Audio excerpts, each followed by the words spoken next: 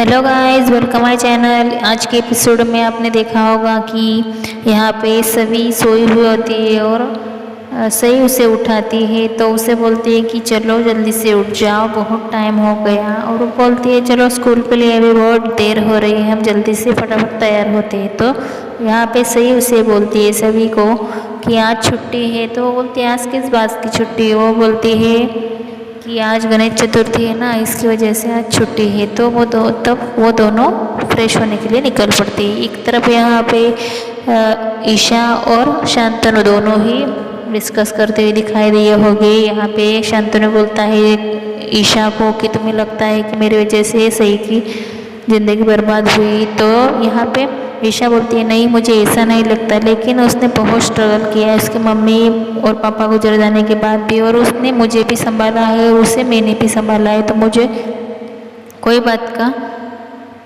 उसके बारे में कुछ नहीं लगता। वो रो पड़ती है। और आगे आप देखोगे यहाँ पे कि रजत की मम्मी भाग्यश्री और उसकी नौकरानी दोनों ही कुकिंग करने मतलब खाना बना रहे होते। तब तक वहाँ पे ईशा और उसकी बहन मृणाली वहाँ पे पहुँच जाते हैं और वो सही से मिलने आए होते। तो सही के बारे में पूछते तो वो बोलती घर में आ जाओ।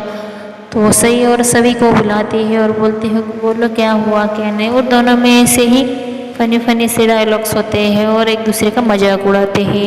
यहाँ पे गणपति उत्सव के बारे में वो बातें करने आए होते। गणेश चतुर्थी रहती है तो गणपति बप्पा बैठने वाला है तो उसके बारे में बताने आती है। तो यहाँ पे भाग्यश्री बोलती है कि गणपति हमारे घर में बैठेगा क्योंकि सभी अब हमारी बहू है, तो सभी के हिसाब से यही बैठेगा। तो यहाँ पे ईशा चाल चलती है। वो बोलती है कि ठीक है तुम यहाँ पे बैठो, क्योंकि उसे लगता है कि ये शादी की थी तब रजत की गुजराती स्टाइल में की थी, अब गणेश चतुर्थी गणपति बापा इनके घर में बैठेंगे तो हम महाराष्ट्रियन स्टाइल से सब कुछ विधि है इनकी तरफ से कर लेंगे। और ये मान भी जाती है।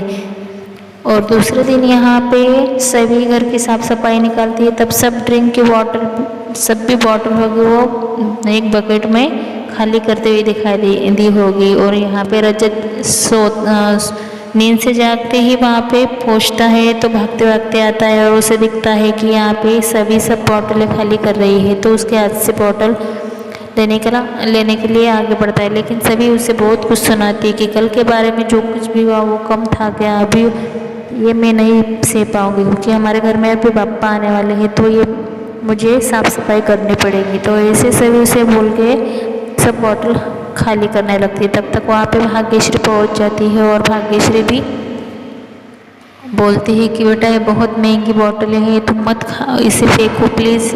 उसके पास गिड़गिड़ाती है और सभी शॉक्ड होकर तकने लगते हैं। और सभी उसे बोलते हैं कि क्यों आपको इसका रेट कैसे पता, मतलब आप लोग भी पीते होंगे। ऐसे एक दूसरे के ऊपर देखने लगते हैं और उन दोनों तीनों की बोल खुलने लगती है। तो वहाँ पे सही बोल रही है कि अगर घर में गणपति बापा आएंगे तो ये घर में सबसे बुरी आदत है ये शराब, यही सबसे पहले यहाँ से हटनी चाहिए।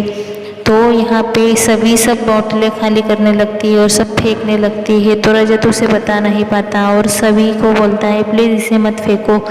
और सभी बोलते हैं मैं आपको सही से कभी मिलने नहीं दूँगी नशे में, क्योंकि ये यही बातें हैं रात को जो भी हुआ इसके वजह से ही हुआ। और बताओ अपने मम्मी से कि तुमने क्यों किया और मैं ये क्यों कर रही हूँ। तो वो बता नहीं पाता। वो बोलता है मैं कैसे बताऊँ, मन में बोलता है। तो सभी बोलते हैं कि सुनाई दिया मुझे क्या बोल रहे हो। वो शॉक्ड हो जाता है क्योंकि उसे कोई बोल नहीं पाता। उसके मम्मी का और रजत का बहुत जी अटका हुआ होता है उस बॉटलों में, लेकिन वो दोनों कुछ भी नहीं बोल पाते। और उसकी बेटियाँ दोनों उसको बोलती कि पापा तो नहीं लेते मम्मी। तो उसको वो देखने लगती है उनकी बेटियों को कि तुम क्यों अपना मुँह खोल रही हो, लेकिन सही इस बात को नहीं समझ पाती। और सही वो बकेट लेके वहाँ से उसे वार्निंग भी देती है सही के बारे में कि तुम ऐसी हालात में मेरी बेटी से कभी नहीं मिल पाओगी और सामने से मेरे हट जाओ, मुझे ये फेंकना है। तो वो पूरा बॉटलें खाली करके वहाँ से बकेट में पूरा बकेट उठा के बाथरूम में लेके जाती है फेंकने के लिए। तो सबका चेहरा एकदम शॉक्ड होने लायक हो जाता है। आपने देखा होगा यहाँ पे कि उसके फैमिली मेम्बर्स कुछ नहीं कर पाते। और दूसरे दिन यहाँ पे रहती है गणेश चतुर्थी, मतलब गणपति बापा का आगमन होने वाला होता है। तो पूरी साफ़ सफाई सभी अच्छे से कर लेती है। वहाँ पे पहुँच जाती है सभी की मम्मी ईशा। वो बोलती है कि ऐसा ही होगा, हमारी बेटी है ना, क्योंकि हम महाराष्ट्रियन रीति रिवाजों से ही गणपति बापा का विसर्जन और आगमन करते हैं। तो प्लीज़ तुम ये सब ध्यान में रखो। और कल ये नौवारी मैंने आप लोगों के लिए लाए, तीनों के लिए, तो ये पहन लेना।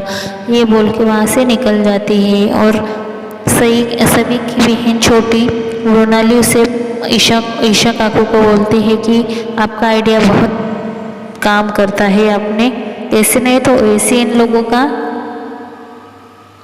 काम बिगाड़ना है। तो वो बोलती है हमारा महाराष्ट्रियन लोग ही इन लोगों को फीका पड़ेगा, इसका गुजराती और उनका बहुत कुछ रहता है, तो हम महाराष्ट्रियन में अभी सब विधियाँ कंप्लीट करेंगे।